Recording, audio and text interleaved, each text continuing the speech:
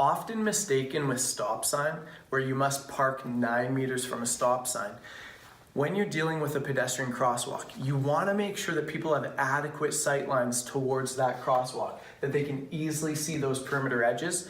Just know the law, when you are at an intersection that has a crosswalk, you must park 15 meters away from that crosswalk to ensure that people have adequate sight lines approaching that crosswalk or pedestrian corridor. A flashing amber light is similar to a yield. A flashing red light is similar to a stop sign. Remember, you must yield to pedestrians in all directions at a flashing light of any color. Aggressive driving, so that would be sudden starts and stops. In traffic, if driving aggressively, just know studies have reported anywhere from 25% more fuel up to 39% more fuel being used in those situations. Again, you're going to use your turn signal for any maneuver. If it was malfunctioning, you're still expected to signal, and the hand signal for a left turn would be your left arm out of the driver's window extended straight out. When do you have to wear your seatbelt? You wear your seatbelt at all times. In the book, it'll say unless exempted by law.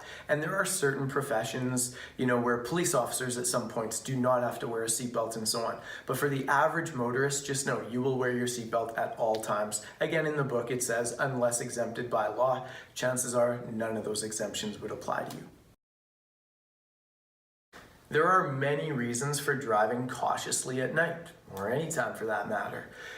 Just know in the book and the response that you would want to give on a test, what is your primary reason for driving more cautiously at night? And it is because seeing distance is shorter. The visibility is the greatest factor in the nighttime driving. And yes, it's potential that drinking and driving could be more prominent. Other acts such as speeding could be more prominent. But just know the answer that you are going to want to give, the number one reason why driving at night requires special attention, is because seeing distance is shorter. The color of line represents which direction traffic is flowing. Whether the line is broken or solid is what dictates whether you can pass or not. If the solid line is on your side, you cannot pass. If you have a broken line on your side, then you may change lanes, you may pass. When parking downhill, as discussed before, you are going to engage your emergency brake. And you're going to turn your wheels towards the curb, just so that your vehicle would not enter the roadway if it was to go down the hill or continue straight down in your lane. So engage the emergency brake and turn your wheels towards the curb.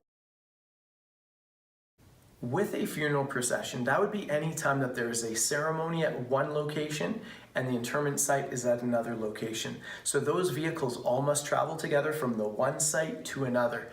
When this is the case, the lead car of a funeral procession would be equipped with a flashing yellow or purple light, and it is their job to safely navigate from one place to the other.